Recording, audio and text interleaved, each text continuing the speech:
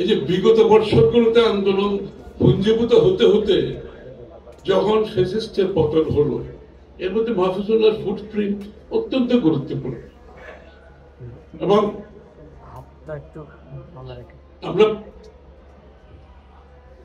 জুলাই অগস্টের আন্দোলনের পরে আমরা অনেক কিছু দেখতে পাচ্ছি, অনেককে দেখতে পাচ্ছি, কিন্তু আসলে জুলাই অগস্টের আগে যে ফাউন্ডেশন এই আন্দোলনকে যে কালমিনেট করে এখানে আনার পেছনে যে জনমত সৃষ্টি করে বাংলাদেশের মানুষের মধ্যে যে স্বৈরাচার বিরোধী ক্ষোভ,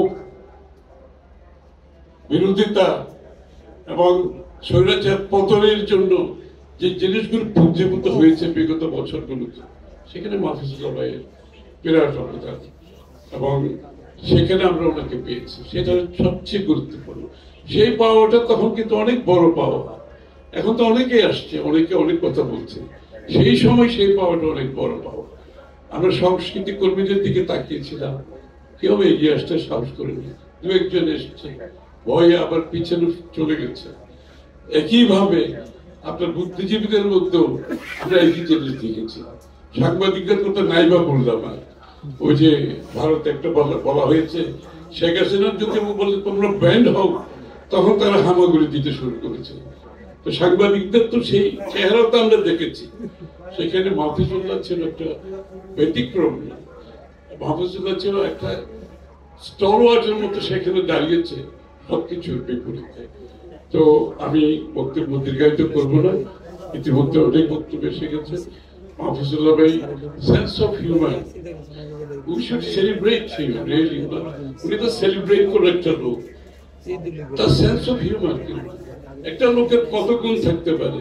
মানে মাহফুজুল্লাহ ভাইয়ের সাথে যদি একটা সময় কাটাতে হয় ইভিনিং এ, মানে there is not a boring moment. তার সেন্স অফ হিউম্যান কিন্তু অপূর্ব ছিল, হাসি খুশি সবসময়, জোকের মধ্যে বিভিন্ন।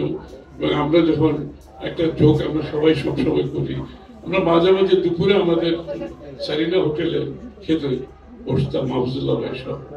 তো মাহফুজুল্লাহ ভাই হচ্ছে একটা হোটেলের তো কিছু অবশিষ্ট থেকে এগুলো তো ফেলে দেয়, তো আমরা সেই যেগুলো ফেলে দেয় সেগুলো খেলে তো হোটেলের কোনো লস নেই।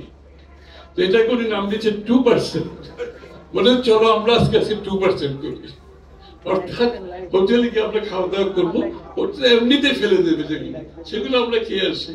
Thank you very much.